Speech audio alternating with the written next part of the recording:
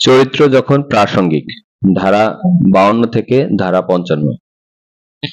স্ক্রিনে দেওয়া এই লাইন দুটির মাধ্যমে আমরা সহজেই এই চারটি দ্বারা মনে রাখতে পারি।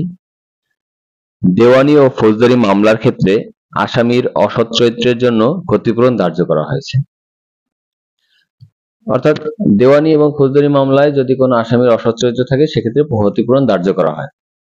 তো এখানে এই চারটি দ্বারা মনে রাখতে হলে আমাদের দরকার দেওয়ানি, ফৌজদারি, অসৎ চরিত্র এবং ক্ষতিপূরণ, এই চারটি বিষয়। ধারা 52-তে বলা আছে দেওয়ানি মামলায় কথিত আচরণ প্রমাণ করার জন্য চরিত্র অপ্রাসঙ্গিক।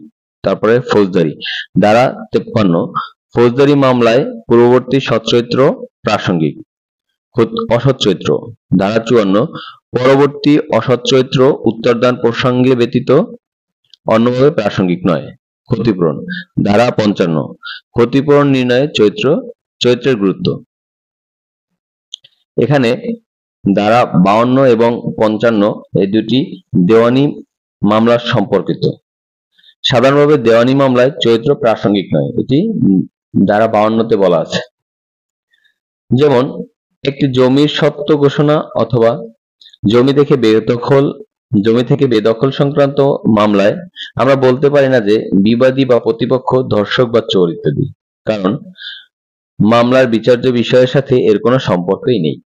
অন্যদিকে দেওয়ানি মামলায় চরিত্র প্রাসঙ্গিক হয় শুধু তখন যখন ক্ষতিপূরণ নির্ণয়ে তা প্রাসঙ্গিক হবে। ধারা 53 এবং 54 ফৌজদারি মামলা সম্পর্কিত। এখানে বলা আছে ফৌজদারি মামলায় পূর্ববর্তী সচ্চরিত্র প্রাসঙ্গিক, এটি 53 ধারায় বলা আছে। অর্থাৎ একজন অভিযুক্ত ব্যক্তি একজন সচ্চরিত্রের অধিকারী, সে কথা তার আইনজীবী আদালতে উপস্থাপন করতে পারবেন। অন্যদিকে সাধারণভাবে একজন অভিযুক্তকে বিপক্ষের আইনজীবী খারাপ চরিত্রের কথা বলতে পারবেন না, এটি ধারা 54-তে বলা আছে। কিন্তু যখন অভিযুক্তের আইনজীবী অভিযুক্তের সৎ চরিত্রের কথা বলবেন তখন বিপক্ষের আইনজীবী উত্তরদানের সময় তার খারাপ চরিত্রের কথা বলতে পারবেন।